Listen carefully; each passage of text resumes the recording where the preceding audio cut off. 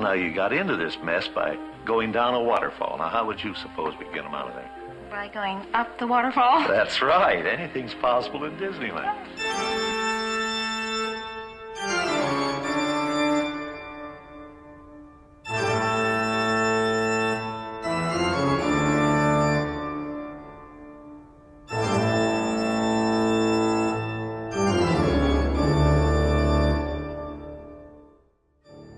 Welcome, friends, and thank you for joining us on episode 27 of Up the Waterfall. Ooh, that's a fun number. With your hosts, Zanna and Scott Otis.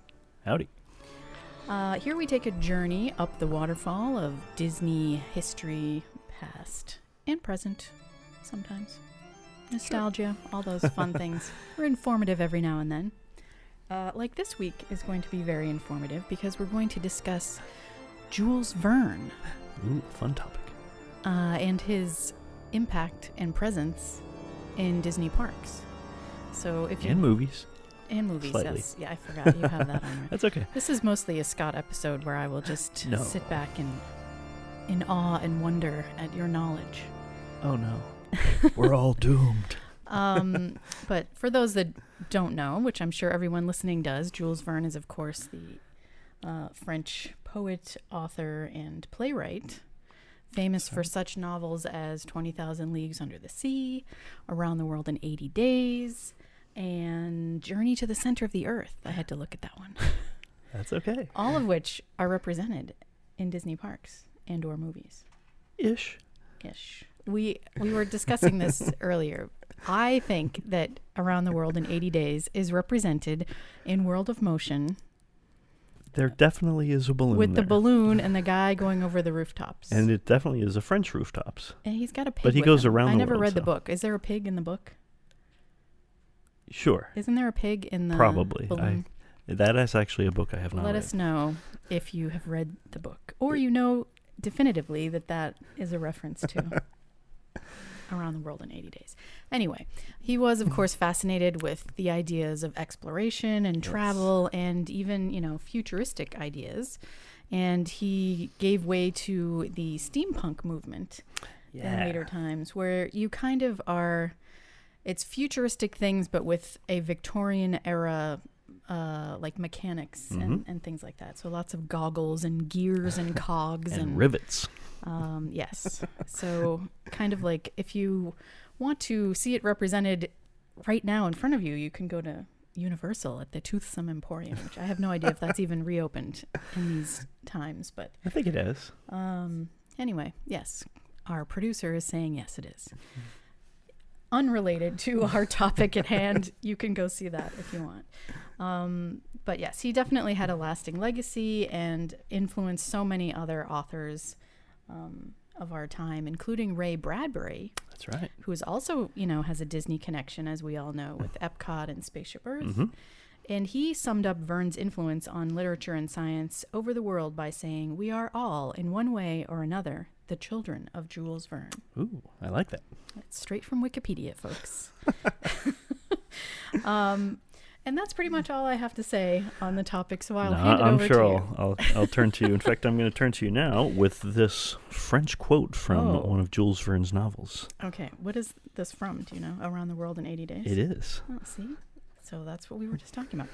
Okay. Tout ce qui est dans la limite du possible doit être et sera accompli. Which means, of course, there's no translation on this paper. This is just me knowing French fluently. Whatever one man is capable of conceiving, other men will be able to achieve. Ooh, that's right. So yeah, so as she said, yes, Jules Verne is in fact a famous French author, and I was actually a huge fan of his when I was a young boy reading the 20,000 Leagues Under the Sea novel, which, I've read it so often that the cover is actually gone from this. I'll have to get you a new one. But yeah, this is the actual book that I used to thumb over. I would get a map with me and just basically chart the course of Captain Nemo and the Nautilus, the submarine Nautilus all over the world as I read this. I was reading Judy Blume at the time, probably, so a little lighter, although some of them were. Anyway. Yeah. And actually, according to UNESCO, he is actually the second most translated author in the world, behind Agatha Christie and just slightly ahead of William Shakespeare. Wow. I just read that on Wikipedia also. So. Oh, yeah? Look at there us. You go. But anyway, his novels were just so, all of the voyages and things that he described, they were just so fanciful, long descriptions of flora and fauna, just my kind of thing. I love those things. I'm sad I missed reading them because, as you know, I'm a huge Lord of the Rings fan. Well, guess what? Including You still can. The Silmarillion, so I'm into details. Well, there you go. Right. We'll have to read Jules Verne together. We'll start a book club. Anyway, a lot of his novels are regarding extraordinary voyages that deal with, humanity's attempt to conquer nature, harnessing and harvesting its resources, and all that entails. So, and you'll certainly see that with 20,000 Leagues Under the Sea. Now, Disney became fascinated with that and decided to make a movie after he had already gotten into live-action movies. That he made 4 of them in the United Kingdom. He decided to venture out and do another one, this time filmed a lot closer, filmed in actually just off the coast of Nassau in the Bahamas. And this was just a huge undertaking, and with a massive budget. You got a lot of stars, including James Mason as Captain Nemo, Kirk Douglas as the harpooner Ned Land, and Peter Lorre as Conseil. I will spare you my Peter Lorre impression. Although I did recently watch that when it was on the Turner Classic Movies. Oh yeah. That was a couple of years ago, I guess now. And I had never seen it before. So it was. I have it here as this is the DVD, but of course you can also find it in Blu-ray.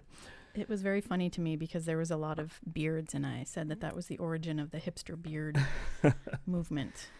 Yeah, there's really not a lot of women in that movie. Only in the one scene in San Francisco at the beginning of the film. But ladies weren't allowed to go under the water. Yeah. Well, actually, when we get to Walt Disney World, that also comes to play. But we'll talk about that in a bit.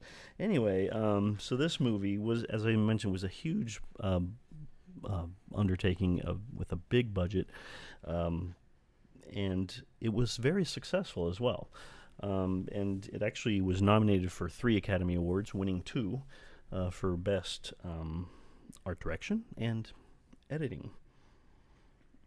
Actually, I'm sorry, it was special effects and art direction. It was nominated for editing. Special effects. Yeah, special effects with Ub Iwerks at the helm of that, and Emil Curry doing the art direction.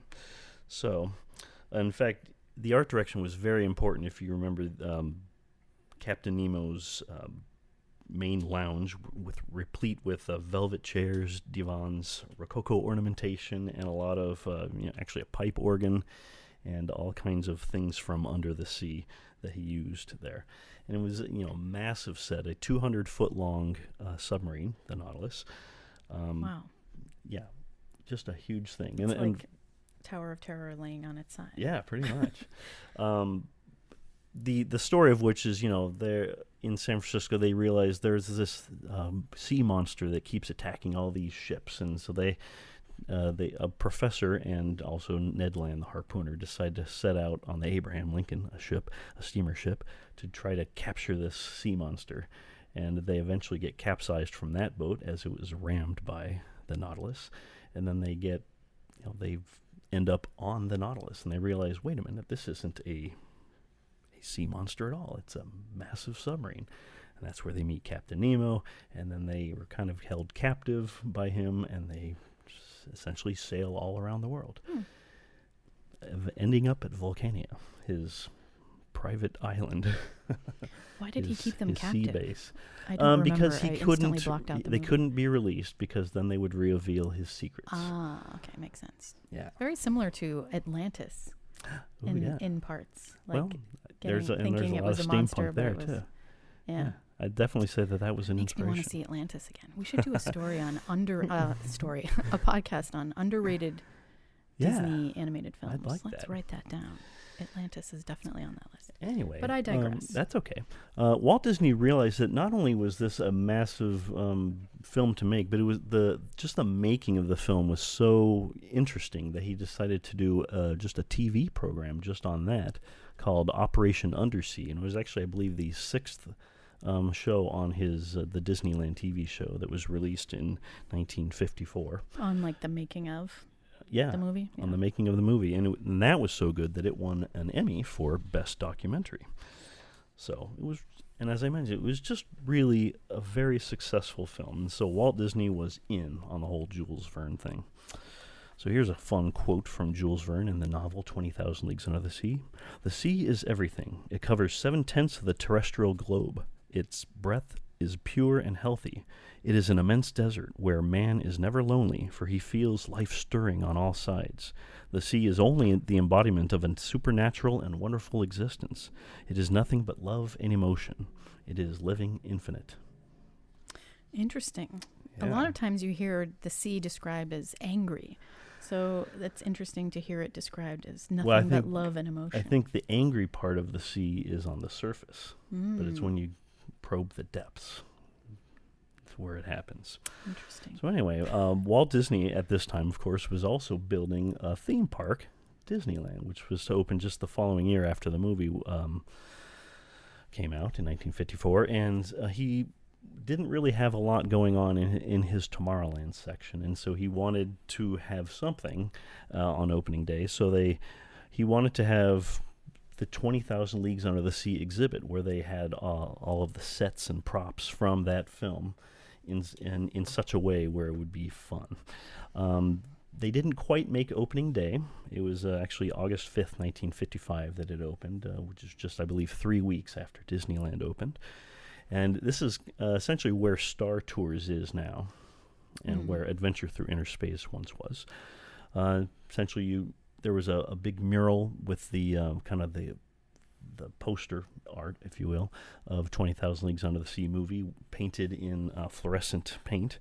And you'd basically just go in, and it would be a walkthrough exhibit with all of the sets from that movie. We have a mural behind you. Oh, that's right. Not really, it's a poster. That one, oh wow, that is fancy. I forgot about that. I will see if I can find a link to that and post it. Yeah, that's really nice. That's one of our favorites. We got that at the expo at one of the booths. The 23 Expo. I think it was Society 6 that was selling them, but I can't remember. Could be. I'll do some research. But anyway, one of the things I wanted to say is here you will see a lot of the things where Imagineering basically either reuses attractions or bits and pieces from existing attractions into future attractions, or also attractions that never get built where certain elements of that you'll see later. So a lot of these sets from this walkthrough exhibit we'll see later. So anyway, furthering through time, Disney made another Jules Verne based a novel into a movie called In Search of the Castaways. Now this one wasn't too big, other than the fact that it was one of Haley Mills's 6 films with Disney, and where she starred with Maurice Chevalier, and they actually sang a very famous Sherman Brothers hit called "Enjoy It" in kind of French. Why cry about the weather? Enjoy it. Do you not remember this? I probably saw it in the 80s on the Disney Channel, because that's how I saw all Haley Mills's movies, but yes. I have no real memory of it. Yeah. So this was based on Jules Verne's novel Captain Grant's Children, and there really isn't much to add to that, other than that was a fun one. Actually, I should go back a little bit. Shortly after the opening of Disneyland in its 4th year, in 1959, they did open a submarine attraction, and it's curious that it was not based on 20,000 Leagues Under the Sea, but just a submarine voyage.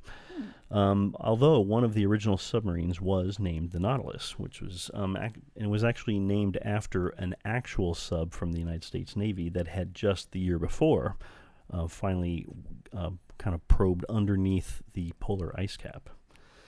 And so they included a lot of the same elements in this submarine voyage that were then taken to Walt Disney World when it opened. And so when Walt Disney World opened in 1971, because this was a whole brand new park, they wanted it to be slightly different from Disneyland. And so they did want to have a submarine attraction, but they wanted it to be unique and different. And so they actually did base that one off of 20,000 Leagues Under the Sea, including the famous, the Nautilus submarines actually probing through. And surely you have been on this attraction, right? Sadly, no. What? It is my biggest disgrace and regret as a Disney. I wouldn't call it a disgrace. Parks person. Definitely a regret. I was always afraid of it as a child because I knew that there was a giant octopus squid monster involved, and I wasn't a fan of those kind of things. I liked rainbows and unicorns and did not want to be scared by anything. And also the fact that, I didn't know my small 8-year-old brain, like how it worked. So I thought I was going in a weird submarine underwater. That's the coolest thing, though. It's one of the, where else in the world can you get on a submarine and go underwater? That was the idea. Yeah, I avoided it for years and years. And then when I was, presumably an adult, I just never got around to it. I was just like, yeah, whatever. It's been this long. And then when we finally moved to Orlando in 95, it had already closed. So I missed my opportunity. That's too bad. I know. They still have the Submarine Voyage out at Disneyland. Yes. So I have since watched videos of and it, we've so been it's on very that, interesting. Of course, together. Oh, yeah. The Finding Nemo, Disneyland, yes. The Finding Nemo submarine. I just like that they still have submarines. When that opened there, that was never 20,000 Leagues themed. It was just it was always Submarine Voyage, which was kind of based off of actual nuclear submarines. Wow. Yeah. Although, as I mentioned, one of them was named the Nautilus. So, yeah. Interesting. Yeah, they never had a Captain Nemo over there or anything. But this one was the one that opened at Disney World, which actually did not open with the park on October 1st, but just very slightly later. It was, as I mentioned, themed after 20,000 Leagues Under the Sea. It was narrated by Captain Nemo. It was just this amazing, fancy lagoon, a huge swath of land. I guess not land, but ocean. Yeah. With pristine waters. Just, I know. I do miss being able to take photos of just water. Not that I had a digital camera back then, but actually, that's funny.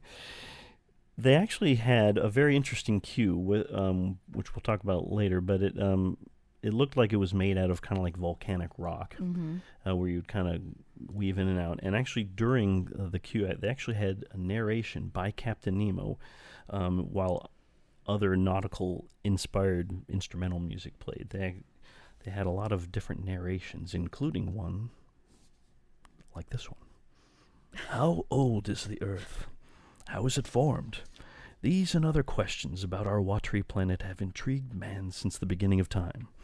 As far as we know, the oceans have existed for some 4.5 billion years. And for about the last 100 million years, the sea has been a living, dynamic world shaped and reshaping continents, geologically speaking. Mountains have been raised and worn away by falling and running water, the debris carried on to the lowlands and then back to the sea. Our marine scientists at Vulcania believe that the sediments below the waves contain a continuous record of terrestrial history, and to this end, we keep probing the ocean floor. Interesting. Very Epcot-ish in like the wording. Yes, and there's actually like a set of 5 or 6 of those that are narrated by Captain Nemo as you are listening to this, basically waiting for your turn in the sub. And I don't know, for those of you folks that have not been on this attraction, it's very interesting in that you kind of enter through a hatch on either end of the sub and then go down a very tight spiral staircase to a row of seats. Like, I think it's 20 seats on each side. That's so crazy. Each one has an individual porthole that basically looks out as the submarine goes along. And I guess so that folks on both sides can have the same fun show. Interestingly enough, everything happened to be duplicated on both sides. So, sorry, this is like No, that's unrelated, but I'm just asking you. The track and the interior of the vehicles, were those the same for world and land? Pretty much. Okay. Yes. Well, I'm sorry. The interior of the subs, yes. The track, it was slightly different based on the land that it went off of. But but since you were observing it just through a porthole, Yeah. it essentially didn't matter. Right. Because you went along and eventually you went underwater, under a waterfall that created bubbles that made it look like you were diving. Yeah. And then, of course, you're now in an interior show scene where they have all of the sets.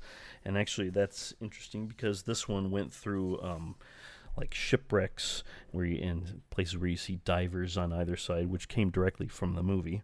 Lots of sea life. An encounter with a sea serpent, which is different than the encounter with a squid. Right. The sea serpent is pretty friendly.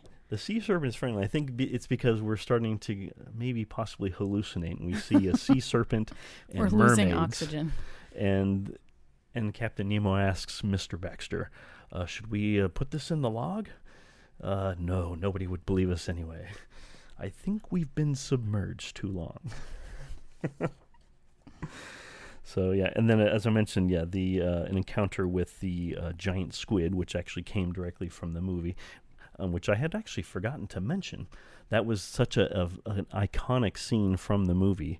They actually filmed it in the daytime, and they realized this wasn't quite as dramatic enough, and so they actually made it at night during a huge storm. And at one point, the squid comes out and grabs Captain Nemo with one of his tentacles, and Ned Land has to save the day with his harpoon, where he actually sends the harpoon right into his little beak.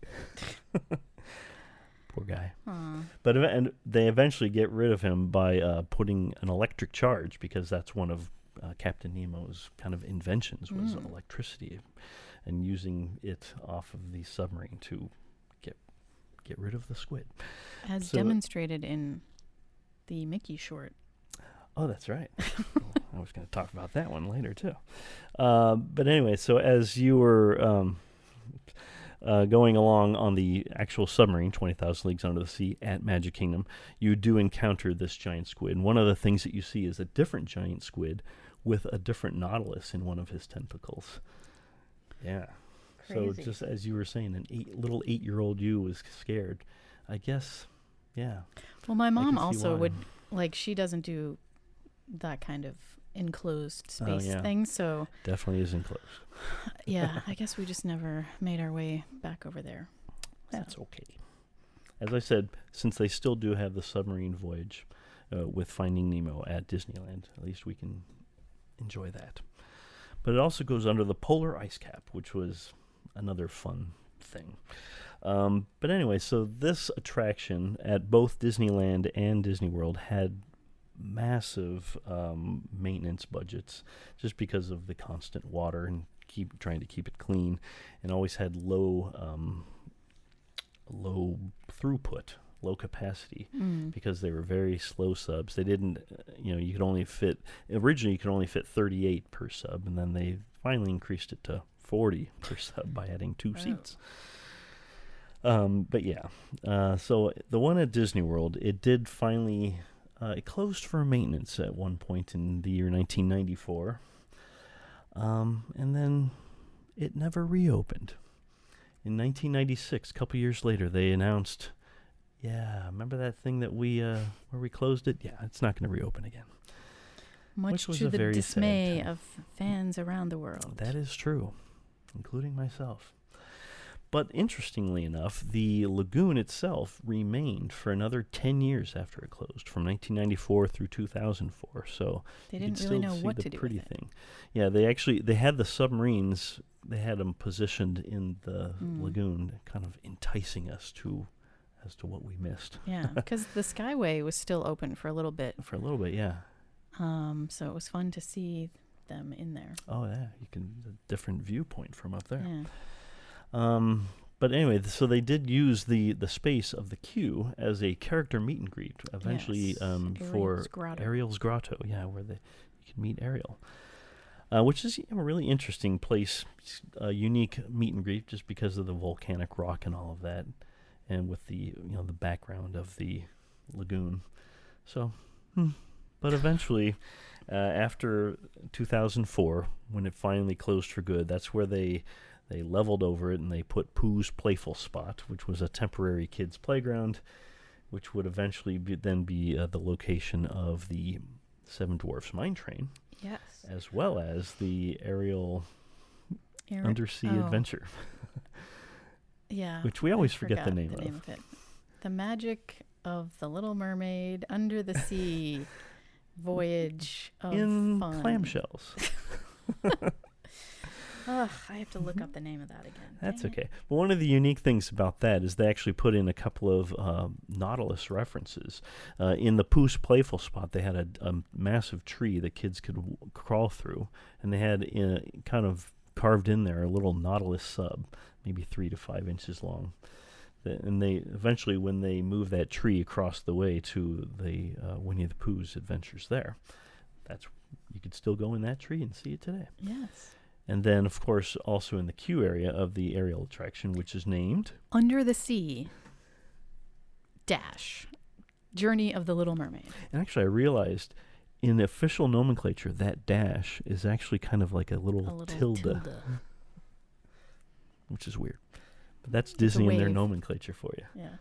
But anyway, in the queue of that attraction, they have this elaborate rock work. And from one point, you can see just a really neat Nautilus sub. That's really a big one. Yeah, but it's fun to see. Kind of hidden. So don't zoom through the queue. Never zoom through the queue. Look right at the last water area before you go inside. That's right. Now, going back in time, so that attraction opened in 1971. Now, we already talked about the closing, but I am kind of going in a linear fashion. Disney did eventually make another movie inspired by one of Jules Verne's novels called Island at the Top of the World. And this was kind of another weird film. It kind of took place in the Arctic area in a dirigible balloon. And there's not really much to say about that except the dirigible balloon named Hyperion, interesting enough, would come to some future ideas in the parks later. Because I think it was from this film and a bunch of other things that our friend Tony Baxter, Imagineer extraordinaire, who he actually worked on the 20,000 Leagues Under the Sea at Magic Kingdom. He helped open that. He took the idea of that dirigible from that movie and a bunch of other things and came up with an idea for Disneyland called Discovery Bay. Discovery Bay. That's right. Now, this was right around the time when they were planning to build Big Thunder Mountain Railroad. So they had shut down the mine train through Nature's Wonderland. And there was a huge amount of land that was made for that attraction, and only some of it was being used for Big Thunder Mountain. But there was quite a lot more that was not being used. This is where those Cascade Falls and all of that were. And so Tony Baxter had the idea, let's build a place called Discovery Bay. Boy, did he have an idea. Oh my gosh, did he. Sorry, if you ever get the chance, and I will link to a video Christian may put some scenes from Discovery Bay concept art in the video here. Well, you're watching them right now, probably. It's amazing to hear him talk about it because it was so incredibly detailed and just really cool. Oh, yeah. Similar to his concepts for the original Epcot Center. Disneyland is around 80 developed acres. In addition to that are these 30 acres up here, 35, that have nothing in them. Discovery Bay is kind of a once-only place in time. It's a Victorian place that occurred at the turn of the century. It's the kind of place that Jules Verne or H.G. Wells might have inhabited. So you'll actually be able to, for instance, board the Nautilus and have a very elegant meal down below the water while you're being serenaded on the pipe organ and looking out at all the scenic wonders of the ocean floor from those overhead windows. This is just one of the adventures that might go into here. There's, like I said, a flight on an aerial suspended monorail system that looks like a dirigible. and a time machine. And just hearing him talk about it, you can tell that he just really wished that it would have happened. This is like one of his biggest regrets that never got made. Yeah. I mean, it was basically a Victorian-themed, turn-of-the-century land that had all kinds of adventure elements, including that Hyperion dirigible, where you'd be on a flight there would be a flight on an aerial suspended monorail on this Hyperion dirigible, a huge balloon, as well as an underwater restaurant aboard the Nautilus. Wow. And so this would be another idea where there would be a lagoon with the Nautilus present, which we will then actually see in a couple other places. That's kind of like what I was saying earlier, is a lot of things get recycled or reused. I do enjoy that about Disney. But in addition to the land, he was actually wanting there to be a companion TV series that would go along with that would introduce a lot of the characters, including one called Dreamfinder, which we would learn was about that later. Dreamfinder or Captain Salty Hinder or whatever his name was? Remember that guy? I barely do. Okay. He was discussed in the Epcot 30 Tony Baxter presentation. That's right. Captain Salty Hinder, I believe, is his name. Correct me if I'm wrong. And of course his little pal Figment. Yeah. Which we would then later encounter. And he did get a flying dirigible also. Yes, he did. And his very attraction. reminiscent of the Hyperion. But anyway, so this TV series that he was going to have as a companion piece to the opening of this land would introduce all these characters, including folks like Captain Nemo and other people that would eventually kind of form this society of explorers and adventurers, or SEA, which we would later come to know from a bunch of other things. Another topic idea. That's right. But anyway, it also inspired a bunch of other things. The fireworks factory at Pleasure Island was one of the venues that was supposed to be at this Discovery Bay. I did not know that. That's cool. I used to love it there. Yeah, me too. I still have matches from there. Oh. And as I mentioned, Journey into Imagination as well. So this land eventually did not come to be. And Tony Baxter would have to fight another fight. But eventually he would win, which we'll talk about in just a very little bit. But right before that, Epcot opened, of course. And then Horizons opened. And in Horizons there is... Now, this one you have been on, of course, right? Once or twice. Yes, once or twice, 100,000 as well. So here there is a fun, direct Jules Verne reference. Would you like to talk about that? The grand old man himself. That's right. Yes, Jules Verne and his little floating Victorian velvet-padded space capsule. And of course it would be velvet-padded, because that's how they were, with little with chickens. A chicken, at least one chicken, and a dog. And there was a dog float. Oh, we might... I think there might have been a couple of chickens, and we're thinking about Napoleon. I looked it up, and okay, we'll have show a scenes picture from it anyway. Yeah, but yeah. So this was the idea where they're imagining the future as told by folks from the past, including Jules Verne, one of the more forward thinkers of our time, or of a previous time, I guess I should say. So it was fun to see Jules Verne himself in there, and this was actually he's in the capsule that is from the Earth to the Moon. Where they actually, I think the previous scene, you could see them loading the bullet into the giant cannon and then shot into the moon's eye. That weird thing. Weird moon thing. And of course, my 180 days, thinking of dining reservations. The 80 days around the world balloon, which I insist is from World of Motion. In the World of Motion, that's right. I don't doubt you. As I said, I know that the rooftops that he's flying over are French. So how could it not be from there? Yeah, it makes perfect sense. It does make perfect sense. We've just never thought about it. That's right. I should also say they opened the Living Seas right around this time in 1986, and they actually had in the winding queue at the beginning, a little miniature Nautilus. Might have been the same one that was in the clutches of the giant squid from earlier. Whoa. That's but crazy. Probably not. But they had a Nautilus in that queue. But then Tony Baxter gets his revenge. Not really revenge, but this, he was helping design and create another park out in Europe called Euro Disneyland, which they opened in 1992, and he was the master designer for this. But basically, they had learned from all of the previous two, I guess you could say, Tomorrowlands, that they kept being outdated. They the ideas for the future just never would work out. So they instead of making it Tomorrowland, they made it Discoveryland, which was inspired by Jules Verne and the writings of Jules Verne and all of these things, a lot of steampunk and that kind of thing. Lots of brass colors. Yes. So they had a couple of things that they needed to do with this Discoveryland. They were basically paying tribute to past visions of the future and creating a timeless atmosphere. So these were the principles that were underlying the entire philosophy of Discoveryland. And additionally, they wanted to use a lot of European culture because they were in Europe. And so they used a lot of the authors from that time, H.G. Wells and Jules Verne, Leonardo da Vinci, that kind of thing.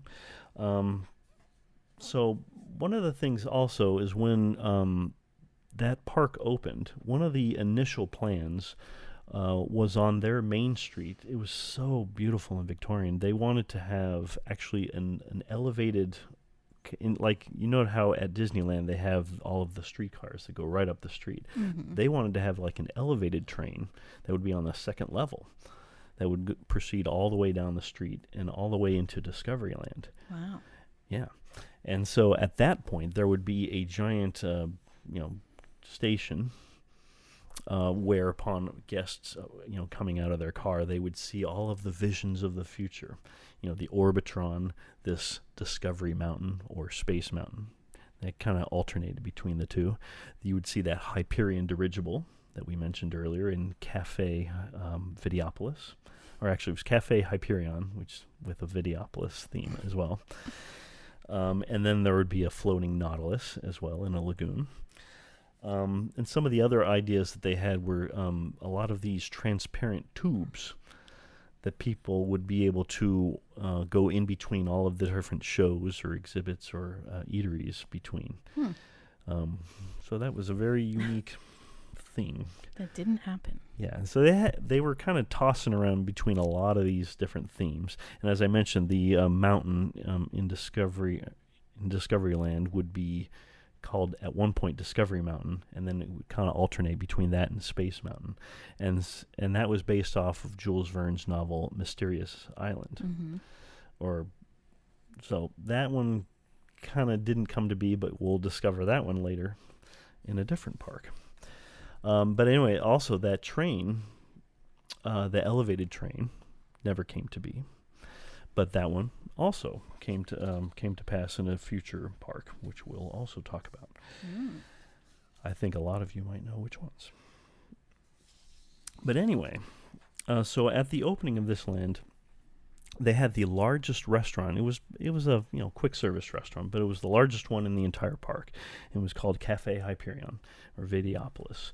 Disneyland had a previous venue called Videopolis, which was a dance venue. Mm-hmm. And I think they were trying to incorporate that also, and they had giant screens as well that you could see things on. It was the 90s, so. It sure was. The early 90s. But then also they included another fun attraction at the opening, and actually that is in French. Can you help me with that? Un voyage à travers le temps. Ooh. This was another an opening day attraction at Discoveryland in Euro Disneyland, which we actually know of as the Timekeeper. It was also alternately known as Le Visionarium. This was an attraction that a lot of us know because it was in the Magic Kingdom from 1994 through 2006, and in the Magic Kingdom version, it actually starred Robin Williams as the Timekeeper. And this was a very interesting concept where basically it was, this is, first of all, a 360-degree film like we had seen before in a lot of places. But this one actually had some audio animatronics in that middle of the show. And there was the Nine Eye character, which was a little robot that had 9 eyes, which would eventually be essentially the cameras that we would see out of. And so the story here is that the Timekeeper basically went back in time, and eventually he actually goes a little bit too far back in time, and he sees cavemen and all that, and realizes, oh, this is not quite what we want. And he starts proceeding through time, and at one point we actually see Leonardo da Vinci and the Mona Lisa, but he's kind of ignoring the Mona Lisa because he's trying to create some flying machines instead. We encounter Mozart in one of his performances for King Louis XV. And then eventually they come upon the World's Fair in Paris at the turn of the century. This is right around the Victorian era. And actually, this is where we come across an encounter with actual Jules Verne character talking with H.G. Wells. And we kind of see that. And they're having a very lively debate about, whether each of their novels, how realistic are they. And, of course, H.G. Wells is portrayed by Jeremy Irons, we would know as Scar from The Lion King. Ah, yes. And he was also, of course, a narrator on the Spaceship Earth. But so it was just fun seeing them together and talking about their novels. And then eventually the Timekeeper realizes, okay, we have to move along. But by this time, Jules Verne himself spots Nine Eye and starts to wonder what's going on. And so he actually grabs onto Nine Eye, and then they get thrown into the future. And so, and at first they go into what is our present, and they flying through Europe. And there's some very famous scenes with Jules Verne on the nose of the TGV train that goes a fast-moving train through France. Mm-hmm. He actually ends up in a race car, basically racing around in a race car, and eventually into the future, where they see Paris from, I think, like the year 3000 or something like that, which maybe was the inspiration for a lot of how he got a lot of his ideas. And a Jonas Brothers song. Oh, that's right. So that was a fun attraction that they built in Disneyland Paris. Though it's because it didn't have Robin Williams, it wasn't as manic or crazy because of a lot of his antics. Mm-hmm. It was a lot more of a peaceful, tranquil, lovely setting, if you will. Jaunt through time. Yeah, and as I mentioned, that attraction, which opened at Disneyland Paris, also came to the Magic Kingdom from 1994 through 2006, and then was also shown in Tokyo Disneyland from 1993 through 2002. So, but that was not the only attraction that opened in Discoveryland. Just shortly after the opening of that park in 1994, they had the Nautilus exhibit as well. And this is where they borrowed a lot from that walkthrough attraction at Disneyland that opened in 1955, and they opened it there in Paris. And this was where you actually got to physically go down a set of stairs into the actual belly of the beast, into the Nautilus itself, where you got to see the ballasts compartment, including the treasures that Captain Nemo had salvaged. You got to go through Captain Nemo's bedroom and the bathroom and see all of the books on his shelves, everything so fancy, and lots of props and things. Then you got to go through the charts room with lots of maps, including the map of his Volcania, his island. And in that room, there's actually a staircase that goes up to the wheelhouse above, which unfortunately you can't go into. They had it roped off. And then you got to go through a diving chamber with lots of diving suits, and it's in this location that they actually have right on the floor an actual entrance into the ocean below, and you get you see the water bubbling up and blasting through. Really very done extremely realistically. Then you got to go into the main salon, which is, as I mentioned, that very well-appointed room with a lot of the Victorian elements. And it's in this location where they had that fanciful window that opened up in a weird kind of Shutter. Yeah, I guess, just like a camera shutter. And then when that opens, you can see that squid, the giant squid attack there. And you can even see some of the little electric charges to fight him off. Yikes. And it's in this same room that they have Captain Nemo's organ that, it's piping that Toccata and Fugue in D minor by Johann Sebastian Bach, which is a very famous scene from the actual movie itself, the original movie. So, so this was just a really cool thing, cool attraction at Discoveryland. And you can actually, it's still open to this day. There is actually one final room that you go through, the engine room, with all, where you can see how they get their nuclear energy that powers the entire sub, with lots of machines whirring and, fancy lights and things to represent that nuclear power. So this was actually all created by an Imagineer named Tom Sherman, who was, even before he became an Imagineer, he was just fascinated by all things Jules Verne and 20,000 Leagues Under the Sea, and specifically. He actually created 250, actually more than that, of actual napkin drawings of every aspect of the Nautilus. Get that man a sketchbook. Yeah. And actually this book, which I'll show you later, has a lot of those... sketches. Yeah, a lot of those napkin sketches. And so he actually was used to create this Nautilus attraction. And so there's actually a lagoon right in front of Space Mountain where that Nautilus sits, which is really cool. And then, of course, as I mentioned, Space Mountain. They also opened that a couple years later in 1995. That opened on June 1st, 1995. And this one was actually based off of Jules Verne's From the Earth to the Moon, with that kind of the moon shot. I think we described this a little bit in our previous show.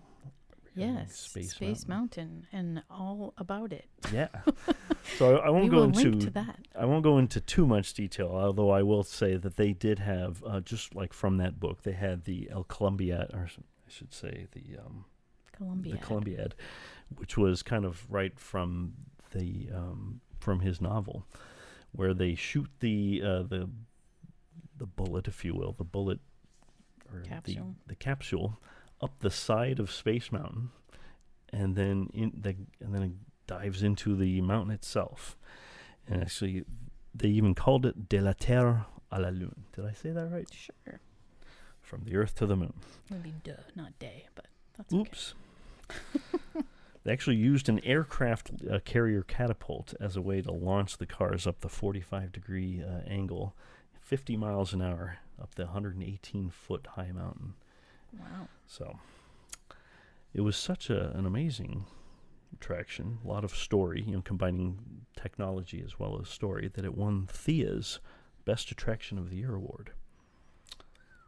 Eventually, though, they rethemed Space Mountain there to Space Mountain 2, or Space Mountain Mission 2, where they got rid of all of the Jules Verne's reference. The Columbiad canon still exists there, but I don't know why they did that.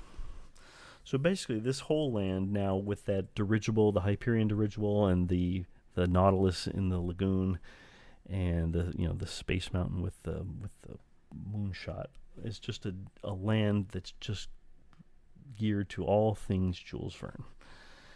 Very cool. Yeah. Another Jules Verne quote, "I dream with my eyes open." That's actually from his novel Journey to the Center of the Earth, which we'll find in our next place.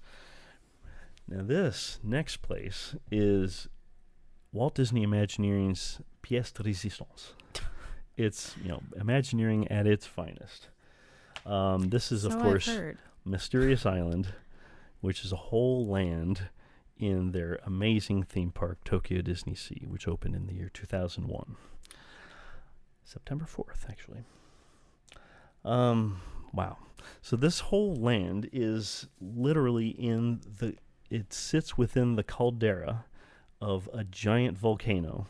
The volcano itself is called Mount Prometheus, which is essentially, it's the weenie of the park, kind of this as Cinderella Castle is to the Tokyo Disneyland Park.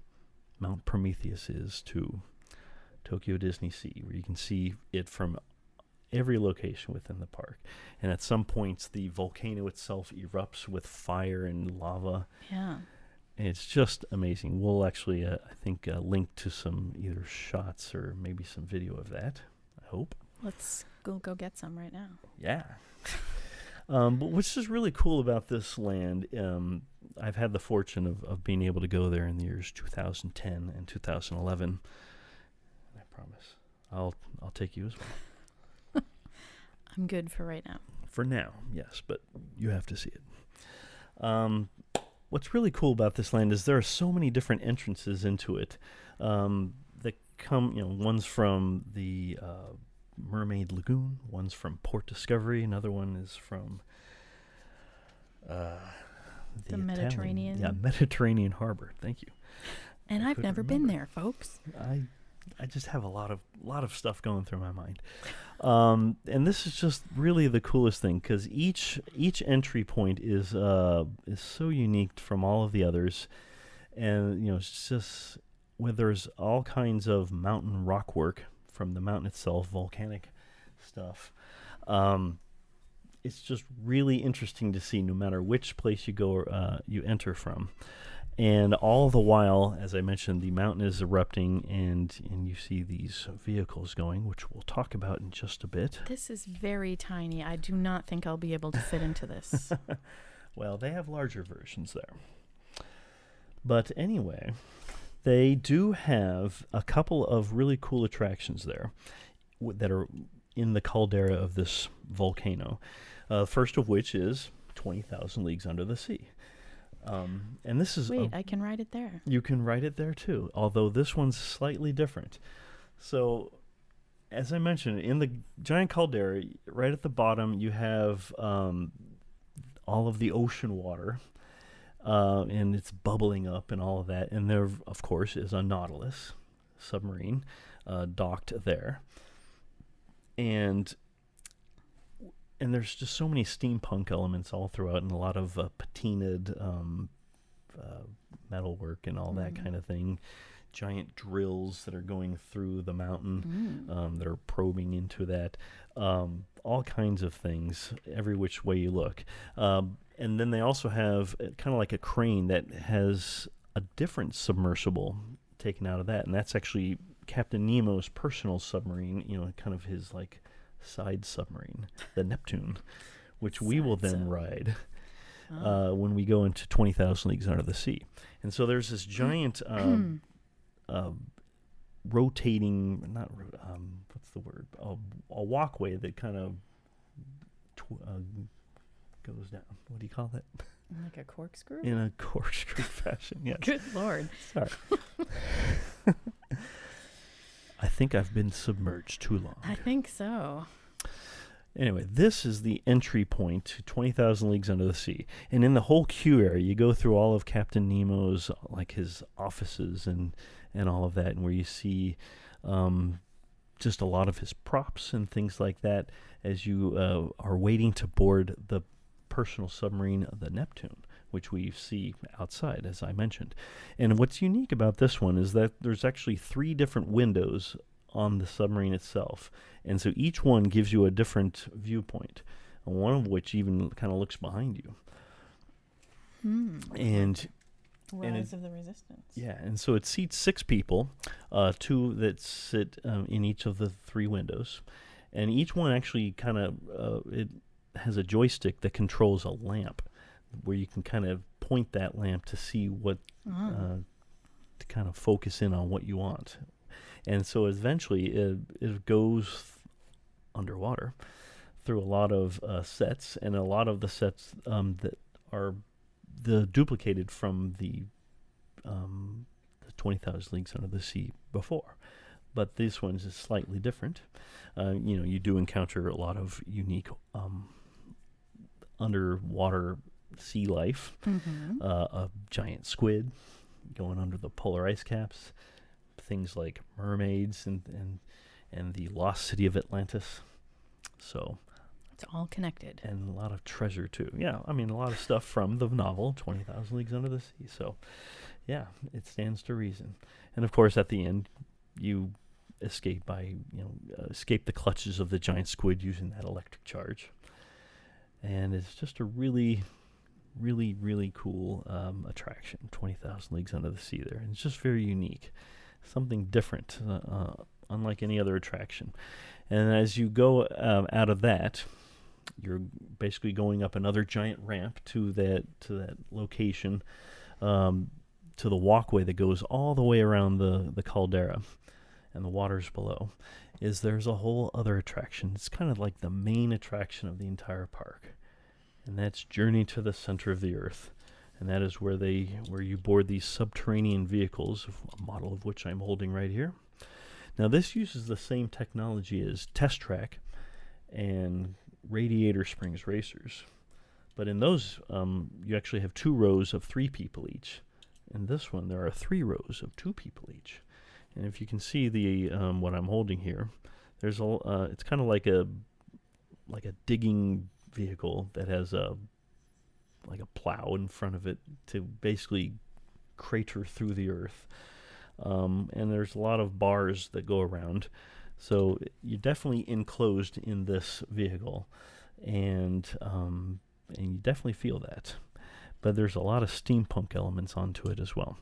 And here you basically just, in this attraction, in the queue, you go through, once again, a lot of just really very unique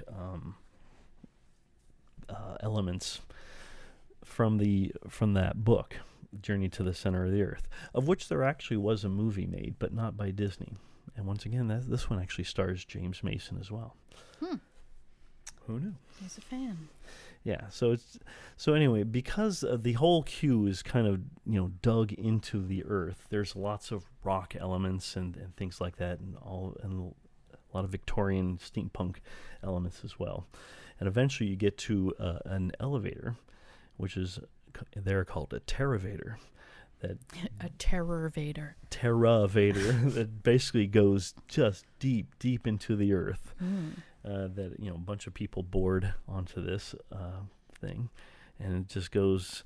And this is actually very similar to elevators that are used in the Gringotts attraction at So they don't Universal actually go anywhere? Studios. No, they go deep into the earth. Okay. I promise you, they do go places. It definitely is a working elevator. I promise. All right. I believe you. Yeah. And then You'd you're never let lie to out. me. What's that? I said you'd never lie to me. Not once. And then just knowing that you're deeper and deeper into the earth, you exit into this location where there's just a lot of pipes and a lot of steam and a lot of things because they're having to create air down there for you to breathe. It's really very cool. And that's where you encounter these subterranean vehicles, and you board into one of those, and you just go into a lot of the really cool locations, including a mushroom forest, the crystal caverns, and there's, you're so deep into the earth that there's actually unique weather patterns down there. And What? you see lakes down there. Oh, that's not weather. And storms Okay. and lightning. That's and then weird. you come across a weird lava monster, Uh-oh. which is essentially one of the 3 largest audio animatronics Disney's ever created, along with the Yeti at Expedition Everest and the dragon underneath the castle in Disneyland Paris. Well, I'm sure the lava monster has no mechanical issues. None whatsoever. But he does kind of scare you a little bit to the point where you want to escape him, and so you're actually propelled into one of the fumarole type things and you come out of the earth at the top of the mountain. You go soaring down, Yikes. and that's actually at that very top point that you can actually see all around the park, and where all people all around the park can see you. But it doesn't last long because it's very fast at this point. So then they eventually go down a hill and around the caldera. This sounds And terrifying. it really isn't. It's just a lot of fun, especially when the weather is super cold. That's fun. Trust me. But this is just one of the really cool things at this mysterious island. There's even a lot of other cool things there. There's the Volcania restaurant, which is kind of dug into the earth, just like everything else there is. And here they actually interestingly use the Living Seas music, the theme music from there. So it's all very themed and. That sounds fun. Yeah, and this is actually a mess hall that Captain Nemo uses for his crew, of course. So eventually we're going to have to get out there, and I'll have to show you this whole land. But it's just the very coolest thing. It's a huge land, just created out of a giant volcano mountain. A lot of rock work. Very Jules Verne. That's right. And actually just outside of the volcano and it's not quite within the boundaries of Mysterious Island, but just outside of the volcano, they do have the fortress explorations. But within that, they have the Magellan's Restaurant, which is another portion of the Society of Explorers and Adventurers. So it basically all ties into each other. A lot of Jules Verne. It's all connected. That's right. Eventually, Disney did make one other movie based off of Jules Verne works, the Around the World in 80 Days. That classic With Jackie Chan. Jackie Chan and Steve Coogan. It was actually a fun little film, but it goes all around the world in 80 days. Yeah. A couple of other references. As you mentioned, the Mickey Mouse short, Wonders of the Deep, is kind of based off of the original 20,000 Leagues Under the Sea. And I think we mentioned all of that. Also, in the movie Tomorrowland. Yes. You remember that? The Eiffel Tower scene? When in the Eiffel Tower scene, they introduce Jules Verne along with Gustave Eiffel, as well as Nikola Tesla and Edison, as being the original founders of Plus Ultra, which is essentially the Optimist Society. Let's try that movie again. It really is a lot of fun. I want to see more of the Plus Ultra stuff, though. Yes. Well, actually, they created a companion book to the movie called Before Tomorrowland, which I forgot about that. Has a lot of the Plus Ultra stuff in it. Yeah. There's even the symbol at the guy, he did Lost, right? That's right. Damon Lindelof and Brad Bird from The Incredibles. That's right. There's the Plus Ultra symbol. Oh my gosh, the folded page. No, it came that way. Oh. And actually has a whole comic book at the end. Wow, that's fun. Yeah, this is a real fun book. So anyway, for the most part, that is Jules Verne and Disney in a nutshell. I do enjoy that about Disney in general, that they take something that everyone can discover and relate to and find on their own and then see representations of that in their parks. I think that's a fun way to do things versus, which really, this goes back to the old original attraction ideas versus intellectual property. Which I guess, everything is intellectual property. Yeah, but essentially, Jules Verne is like the largest intellectual property that Disney doesn't own. But it's just cool because it's used in, I think we've probably gone through 7 different theme parks, at least. A lot of things were used in different locations, and I just love how Imagineering does that. And especially like what we've talked about with Discovery Bay, something that wasn't used that then they later used. With in Discoveryland in Paris, and things that the ideas for Discoveryland Paris were then used. As I mentioned, that elevated train was eventually the elevated train that they built in Tokyo DisneySea. It wasn't in Mysterious Island. It does connect the American waterfront to Port Discovery. That's where my friends live. That's right.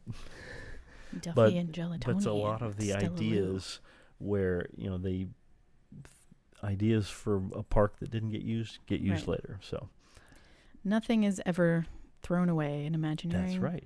It might be put into a tucked away into a shelf for a long time, but eventually it'll be dusted off and used later. Well, thank you for organizing all of those I did want to bits. reference a couple of books that I used in my research, and these are really a couple of cool ones, which are very hard to find because you actually have to go to the park. We won't link to them. And this is a Tokyo DisneySea book, which can only be gotten at Tokyo DisneySea, and there's actually probably no words eBay in it. too. Maybe. Probably you could find it on eBay, but there's a lot of really cool mysterious island photographs in that one. And I really wanted to mention this book, The Disneyland Paris from Sketch to Reality, for all of my Discoveryland research, by Alain Letier and Didier Guez. Alain Letier just passed away this past year, and that was very sad. But this is just one of the really coolest books that they made about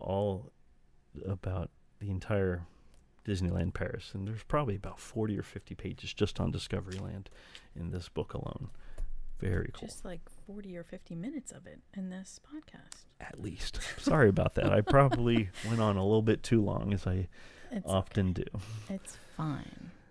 But Unless no one is listening anymore. But let us know if you enjoyed this episode and if you have experienced any of these rides and attractions, even some of the far-off ones. I know at least Jeff Leapak, our faithful listener, has been to Tokyo, Disneyland, and Indeed. DisneySea.